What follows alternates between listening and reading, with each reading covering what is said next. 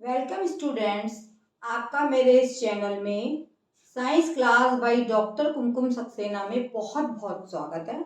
और कई क्लासेस मैं ले चुकी हूँ और आपको मैंने इससे पहला जो क्लास था उसमें मैंने बताया था कि संयोजन और वियोजन अभिक्रियाएं क्या होती हैं, किस तरह से पदार्थ मिलते हैं और किस तरह से विघटित होते हैं। आज हम पढ़ेंगे कि विस्थापन अभिक्रिया क्या होती है। विस्थापन का मतलब जैसे आप सुन रहे हैं कि हटाना, हट जाना, किसी को धक्का दे देना, धक्का दे के अलग कर देना विस्थापन कहलाता है। जैसे दो बच्चे खेल रहे हैं और उसमें से एक बच्चा दौड़ के आए और दूसरे को धक्का दे दे तो ये क्या कहलाएगा? विस्थापन अभिक्रिया। तो ऐसे आप समझिए कि मैं उदाहरण देकर आपको समझा रही हूँ कि आयरन जब कॉपर सल्फेट के विलयन में डाला जाता है, आपने देखा होगा, इस पर बोर्ड में भी क्वेश्चन आते हैं कि लोहे की कील को जब हम कॉपर सल्फेट के विलयन में डालते हैं तो उसका रंग कैसा होता है? भूरा हो जाता है। और कॉपर सल्फेट के नीले विलयन का रंग भी बदल धुंधला सा हो जाता है। वैसे अगर हम कॉपर सल्फेट का विलयन लेंगे तो कैसा होगा? वो हल्के हरे रंग का होता है। लेकिन जब उसमें परमानेंट एक लोहे की कील डाल के हम छोड़ देंगे तो उसका विलयन का रंग धुंधला हो जाएगा। और आयरन भी, आयरन की कील आप जानते होंगे, आपने देखी भी होगी, वो एक काले रंग की कील होती है, डार्क ब्राउन होती है। उसका रंग जो है वो भी आपका काले से भूरा हो जाता है। क्यों होता है? अब हमें यही जानना है कि हमने आयरन लिया और कॉपर सल्फेट का विलयन ले लिया तो ये आयरन जो है वो अधिक सक्रिय धातु है।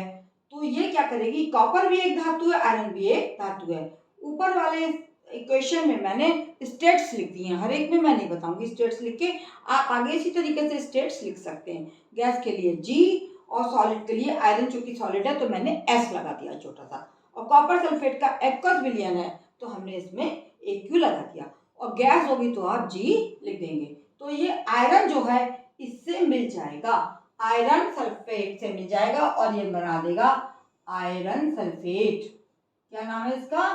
Iron sulphate. और ये किसने क्या करा? कॉपर को यहाँ से धक्का दे दिया और यहाँ पे बना दिया, कॉपर अलग हो गया इस विलयन से और ये बन गया आयरन सल्फेट का विलयन, आयरन सल्फेट। और ये हो गई तुम्हारी कॉपर धातु। ऐसा क्यों होता है? ऐसा इसलिए होता है कि कॉपर धातु जो है वो कम रिएक्टिव है और आयरन कॉपर से अधिक रिएक्टिव है, इसलिए वो इसके विलयन से कॉपर को हटा देता है। दूसरा उदाहरण देखिए, जिंक और कॉपर सल्फेट। ये क्या है? Zn क्या कहलाता है? जिंक। और कॉपर सल्फेट का विलयन का मैंने नाम आपको ऊपर बता देती हूँ, कॉपर सल्फेट। अब आप देखेंगे कि जिंक जो है वो कॉपर सल्फेट के विलयन में जब रिएक्शन करेगा तो ये बना देगा ZnSO4 और प्लस Cu कॉपर। ये बन गया जिंक सल्फेट। क्यों बना ये जिंक सल्फेट? क्योंकि हमारी जिंक धातु कॉपर धातु से अधिक क्रियाशील है तो ये हटा देती है, इसको निकाल देती है। अब तीसरा उदाहरण आपके सामने है लेड और कॉपर क्लोराइड। तो जब लेड को हम कॉपर क्लोराइड के विलयन में डाल देंगे तो सेम क्रिया होगी, लेड भी बना देगा PbCl2, लेड क्लोराइड। इसका नाम हो जाएगा लेड क्लोराइड और प्लस ये बन गया तुम्हारा कॉपर। क्या बना? ये कॉपर की धातु बन गई और ये लेड क्लोराइड अलग हो गया। इस तरीके से इसको हम बोलेंगे विस्थापन अभिक्रिया। समझ में आ गई होगी आप सबको? बिल्कुल क्लियर हो गया होगा। इसको हम आगे बढ़ाएंगे कि द्वि विस्थापन विधि। अब हम लेंगे ये, अब हम इसको मिटाते हैं और आगे हम लिखेंगे द्वि विस्थापन। इसका नाम लिख लीजिए लेड क्लोराइड, लेड क्लोराइड।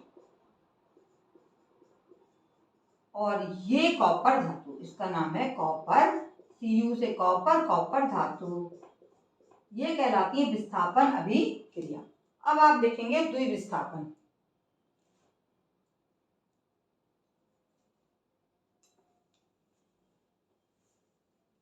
आगे हम क्या पढ़ने जा रहे हैं? द्वि, जैसे आपको नाम से ज्ञात हो रहा है कि द्वि विस्थापन, यहाँ पर हम लिख देंगे द्वि विस्थापन।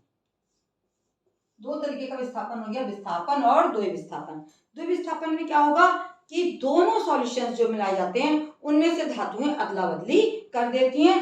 दोनों धातुओं को बदल के दूसरी जगह ले लेती हैं। इसको हम बोलते हैं द्विई विस्थापन। देखिए आप Na2SO4 और BaCl2, ये हो गया तुम्हारा Na2SO4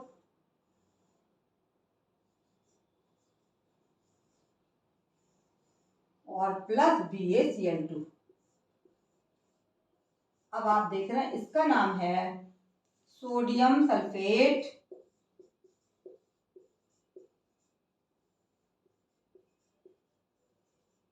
और इसका नाम हो गया बेरियम क्लोराइड।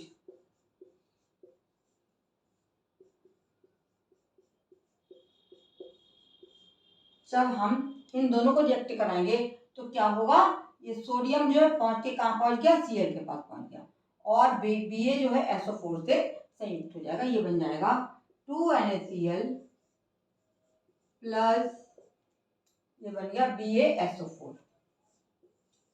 इसका नाम है सोडियम क्लोराइड, ये नमक है, सोडियम क्लोराइड।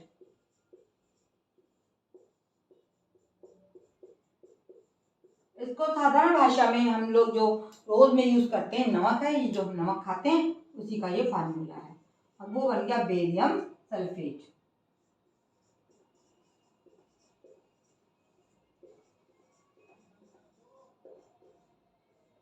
अब आपने देखा कि इस क्रिया में आयनों का एक्सचेंज हुआ है ना, B से SO4 मिल गया और Na से Cl मिल गया, तो ये बन गया NaCl प्लस बेरियम BaSO4। तो ये आपका हो गया बेरियम क्लोराइड, बेरियम सल्फेट और सोडियम क्लोराइड का विलयन ये बन गया। अब आगे चलते हैं और इसके बाद में हम अब आपको बताने जा रहे हैं उपचयन और अपचयन क्रियाएं क्या होती हैं। सबसे पहले हम करेंगे उपचयन क्रिया। इस चैप्टर में आगे आप पढ़ेंगे उपचयन क्रिया। उपचयन क्रिया क्या होगी, ये क्रिया कहलाती है किसी पदार्थ में ऑक्सीजन का जुड़ना, ऑक्सीजन का जुड़ना और किसी पदार्थ से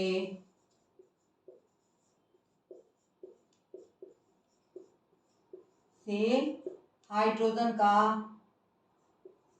निकलना, ये दोनों क्या हो गए, उपचयन हो गए।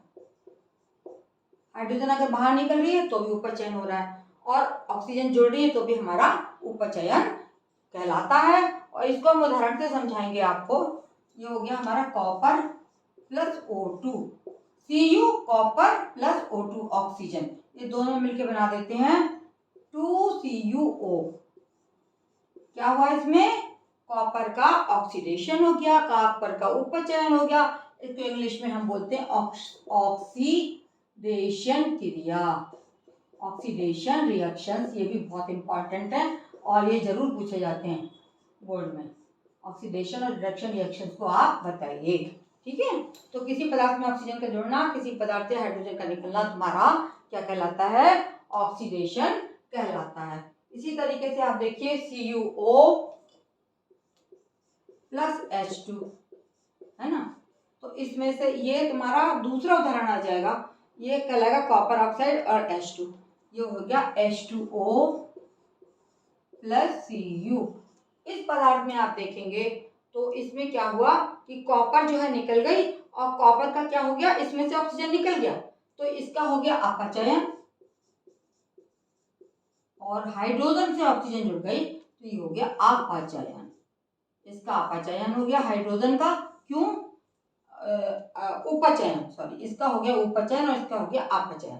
हाइड्रोजन से ऑक्सीजन मिलकर पानी बन गया और कॉपर से ऑक्सीजन निकल गई तो इसका अपचयन हो गया। यहाँ पर ये दोनों ही क्रियाएं जो है हमारी साथ साथ में चल रही हैं। और आगे देखिए आप रिएक्शंस। अब आप लिखेंगे अपचयन क्रिया में क्या क्या होता है, लिख लीजिए एक बार तो आपको ध्यान रहेगा। ऑक्सीडेशन और अपचयन। अपचयन क्रिया क्या होगी, रिडक्शन रिएक्शन, कभी दोनों साथ साथ चलते हैं, इसमें क्या होगा, इसमें उल्टा हो जाएगा। रिडक्शन रिएक्शन में हाइड्रोजन का जुड़ना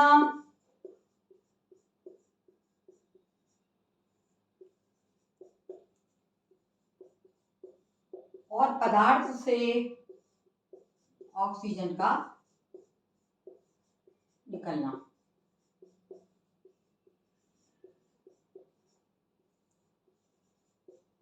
ये दोनों क्रियाएं क्या हैं, कभी कभी साथ साथ चलती हैं। अभी मैंने आपको उदाहरण देके बताया कि एक पदार्थ का अपचयन हो जाएगा और दूसरे पदार्थ का हमारे पास में उपचयन दिखा रहा है।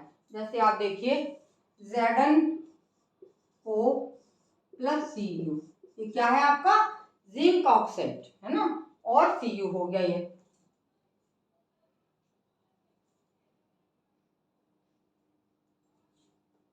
ये बन जाएगा CuO प्लस Zn। तो इस धातु से क्या हुआ, इस धातु से जिंक अलग हो गया, ऑक्सीजन निकल गई और ये कॉपर के साथ में जुड़ गई। तो ये कौन सी क्रिया कहलाएगी, ये हमारी कॉपर का क्या हुआ, कॉपर का ऑक्सीजन जुड़ना उपचयन, और जिंक से ऑक्सीजन निकल गई तो इसका हो गया अपचयन। जिंक ऑक्साइड से ऑक्सीजन का हट गई और हट के कहाँ चली गई, कॉपर के पास चली गई। तो कॉपर ने ऑक्सीजन को अपने में ले लिया तो कॉपर का तो हो गया उपचयन और जिंक का क्या हो गया, अपचयन, क्योंकि इसने ऑक्सीजन को छोड़ दिया और ऑक्सीजन यहाँ से चली गई। इस तरीके के रिएक्शन को हम क्या बोलते हैं, रिडॉक्स रिएक्शन। ये क्या कहलाते हैं, ये कहलाते हैं रिडॉक्स रिएक्शंस। जब दोनों क्रियाएं साथ साथ चलती हैं, जब उपचयन और अपचयन साथ साथ चलते हैं,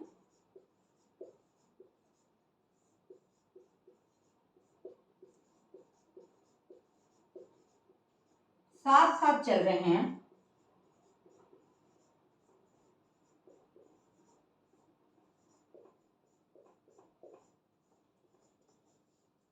तो ऐसी क्रियाएं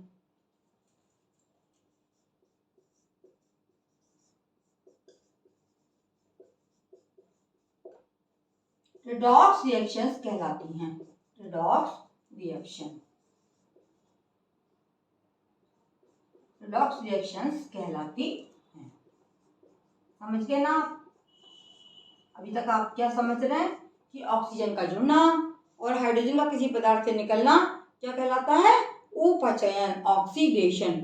और अपचयन क्या है, अपचयन में अगर हमारी हाइड्रोजन जुड़ गई और ऑक्सीजन निकल गई तो अपचयन कहलाता है। जब ये क्रियाएं दोनों साथ साथ चलती हैं तो इसको हम रिडॉक्स रिएक्शंस बोलते हैं। जैसे आपने देखा zinc oxide plus copper, zinc oxide में ऑक्सीजन निकल के कॉपर से जुड़ गई तो कॉपर का हो गया उपचयन और जिंक से ऑक्सीजन निकल गई तो इसका हो गया अपचयन।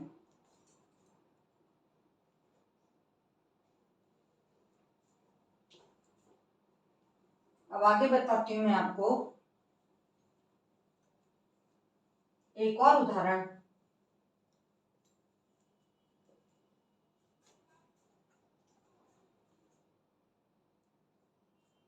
MnO2 प्लस HCl, ये बन जाएगा MnCl2 प्लस H2O, यहाँ 4 आ जाएगा 2H2O, और ये बन गया आपका Cl2, क्लोरीन गैस। ये क्लोरीन गैस को बनाने की, ये 2Cl2 हो जाएगा यहाँ पे, क्लोरीन गैस को बनाने की आपकी लैब विधि भी कहलाती है। MnCl2, Mn का एक इधर है एक इधर, ऑक्सीजन के 2 उधर हैं तो उधर भी 2 हैं हमारे, हाइड्रोजन के 4 हैं यहाँ पे तो 2 दूनी 4, और क्लोरीन के 2 हैं, 2 इधर आ गए और 2 इधर आ गए, तो हमारी ऑक्सीजन ये बैलेंस हो गई Cl2, एक अलग ही क्लोरीन गैस। अब आप इसमें देखिए किसका अपचयन हुआ किसका उपचयन हुआ।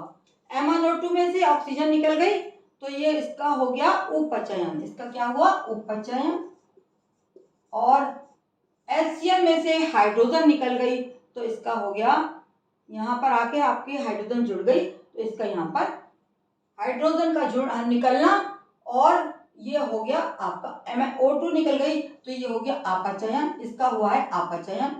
और HCl से जो है तुम्हारी हाइड्रोजन निकल गई, तो इसका क्लोरीन का हो गया उपचयन। हाइड्रोजन का बाहर जाना, इससे HCl प्रोडक्ट हाइड्रोक्लोरिक अम्ल है, इससे क्लोरीन हट गई, तो इसका हो गया उपचयन, है ना। हाइड्रोजन निकल गई और ये हो गया इसका उपचयन, और इसमें ऑक्सीजन जुड़ गई, तो ये हो इसका ऑक्सीजन का निकलना अपचयन है। और MnO2 मैग्नीज डाइऑक्साइड से ऑक्सीजन बाहर निकल जाती है, इसलिए इसका अपचयन हो गया। और 4HCl में हाइड्रोक्लोरिक अम्ल में से हाइड्रोजन निकल गई, तो इसका हो गया तुम्हारा उपचयन। इस प्रकार से ये क्रियाएं कभी कभी साथ साथ दोनों चलती हैं।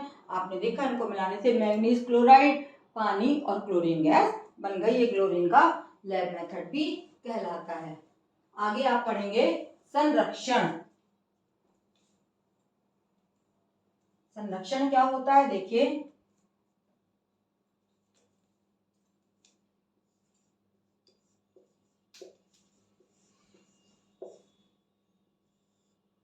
लोहे पे जंग लगना,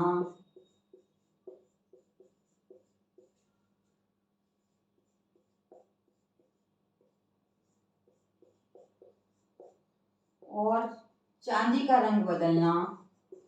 चांदी का कैसा रंग होता है, सफेद रंग, है ना, और चांदी भी काली पड़ जाती है। चांदी का काला पड़ना, लोहा कैसा पड़ जाता है, भूरा, ये कैसा हो जाएगा, भूरा रंग बदल देगा।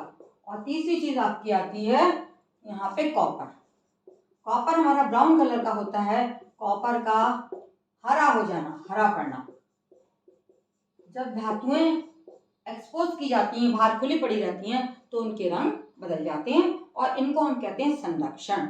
इससे बचने के लिए हम क्या करते हैं, हम लोहे पर जब पॉलिश कर देते हैं, चांदी पर भी पॉलिश होती है, और कॉपर कप पर भी सफाई और पॉलिश होती है, और लोहे पर भी जंग से बचाने के लिए उसको पानी से या ऑक्सीडेशन से बचाएगा। कैसे बचाएंगे हम, उस पर हम अच्छे तरीके से पेंट को लगा देंगे। नेक्स्ट आ जाता है धातुओं पर ही संरक्षण होता है, और इनको हमें इन धातुओं को बचाना होता है, वो कहलाता है आपका संरक्षण। कैसे बचाना है, जंग लगने से, या चांदी को आपने देखा होगा पहले अगर पहनी जाती है तो बहुत दिन तक पड़ी रहे तो वो काली हो जाती है, और कॉपर जो है वो थोड़े दिन बाद अपने आप ऑक्सीडेशन से, वायु से आर्द्रता लेकर अपने आप इन धातुओं के रंग बदल जाते हैं। इनसे बचाना आपका संरक्षण कहलाता है। अब आती है दूसरी चीज, आपकी लास्ट चीज है इस चैप्टर की, वो है विकृत गंधिता। विकृत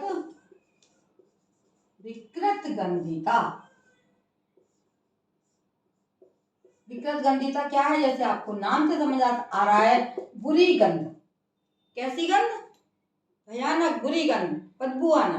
कैसे आती, किस में आती, जब कभी हम खाने को छोड़ देते हैं, खुला छोड़ देंगे, तो वो मॉइस्चर लेके या ऑक्सीकरण उसका हो जाता है, और खाना जो है हमारा खराब हो जाता है, उसमें से बदबू आने लगती है, और वो खाना सड़ जाता है। तो इसको हम बोलेंगे विकृत गंधिता। इससे बचने के लिए आपने देखा होगा जो चिप्स के पैकेट होते हैं उनमें आजकल ऑक्सीजन निकाल के नाइट्रोजन रख दी जाती है, या फूड को पॉइजनिंग होने से बचाने के लिए, खराब होने से, ये क्या कहलाता है, भोजन का खराब होना, विकृत गंधिता। भोजन से बदबू आना, भोजन का सड़ना, ये दोनों विकृत गंधिता कहलाते हैं, भोजन का सड़ना।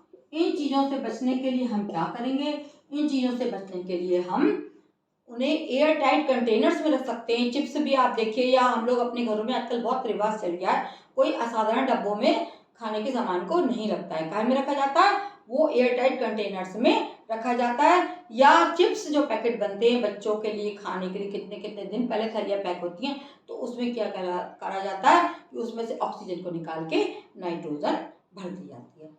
Thank you. अगर आपको मेरा पसंद आया है तो आप मेरे चैनल को देखते रहें, और YouTube पे जाकर लाइक और सब्सक्राइब और कमेंट अवश्य करें, जिससे मुझे पता लगता रहेगा कि आप लोगों को मेरा पढ़ाना कैसा लग रहा है।